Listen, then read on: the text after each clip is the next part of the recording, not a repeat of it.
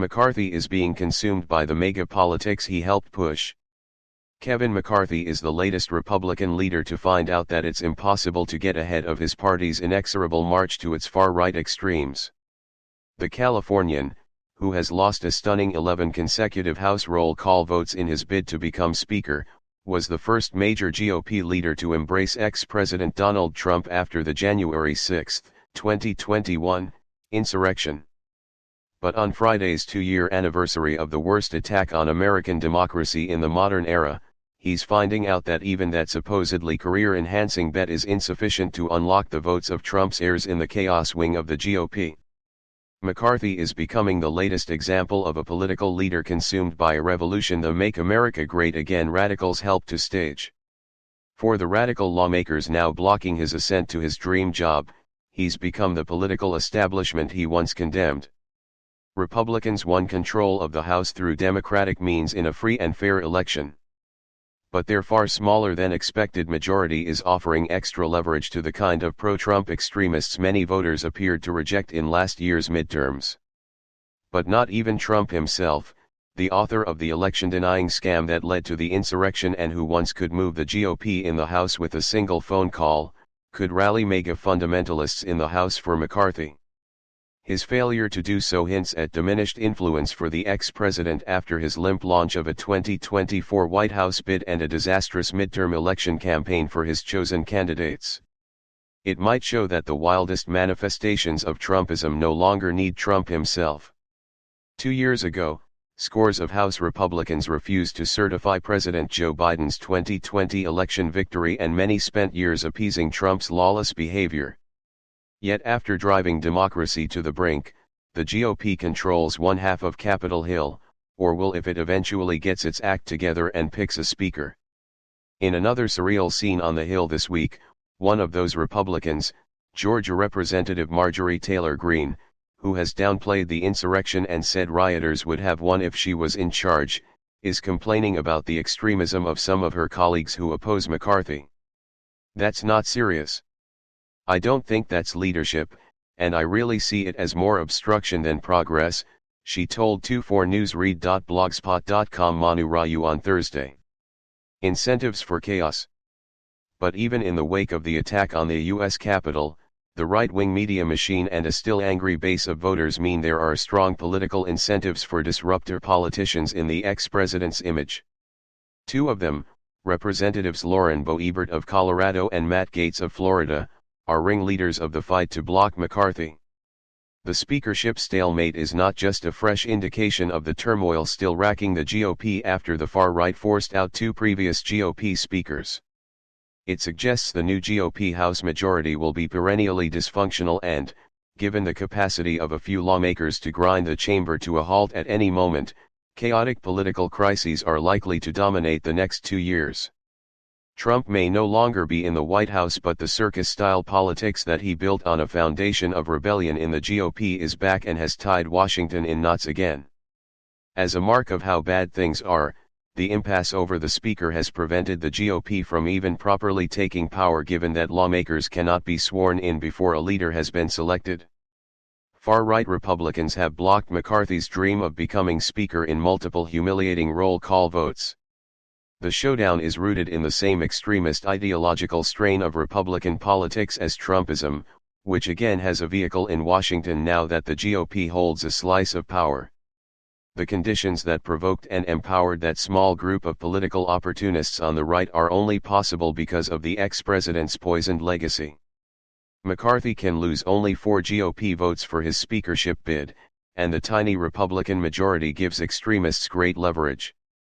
But that narrow margin, which will also put the majority in a precarious position on must-pass legislation like funding the government and raising the debt ceiling later on, is the direct result of voters being alienated by the ex-president's incessant, false claims of 2020 voter fraud and the party failing to deliver the red wave many Republicans had predicted.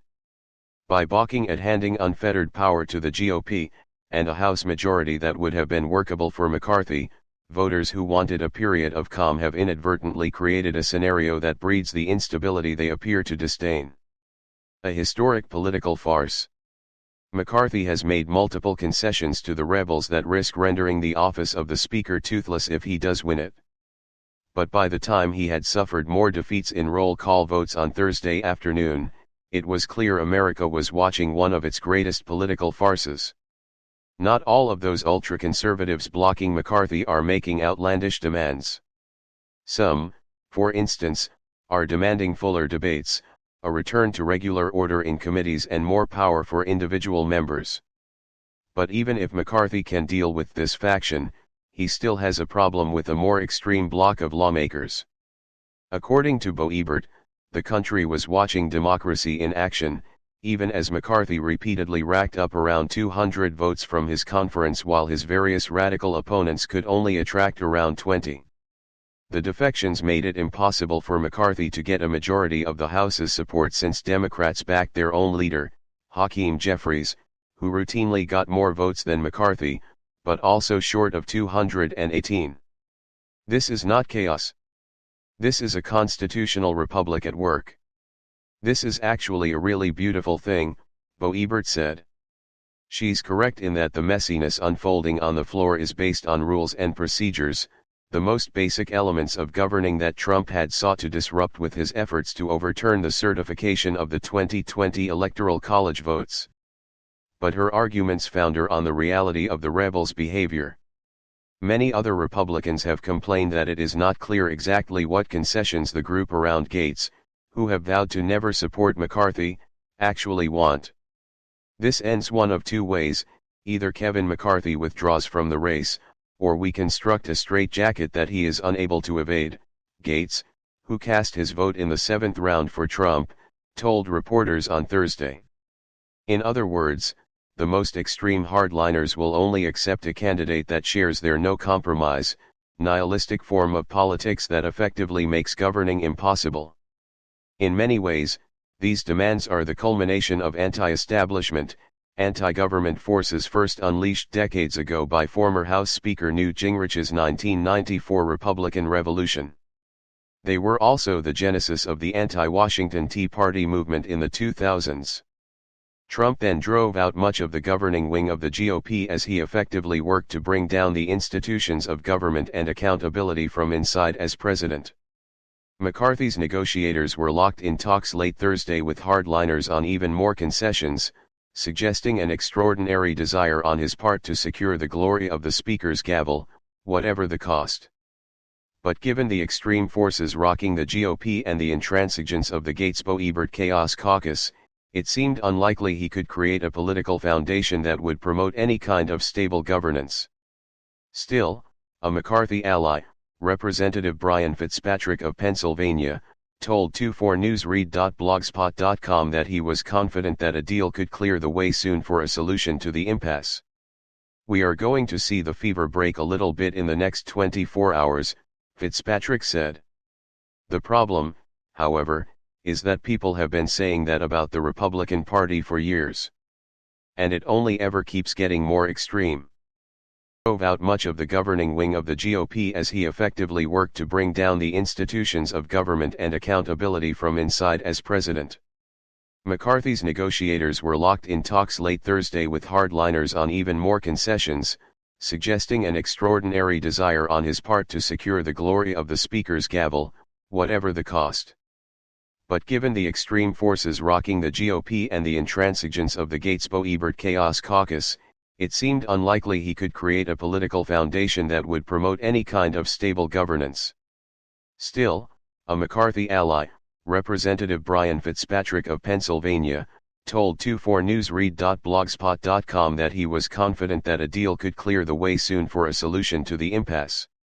"We are going to see the fever break a little bit in the next 24 hours, Fitzpatrick said. The problem, however, is that people have been saying that about the Republican Party for years. And it only ever keeps getting more extreme. Is that people have been saying that about the Republican Party for years. And it only ever keeps getting more extreme. Subscribe our YouTube channel and click our bell icon for new videos.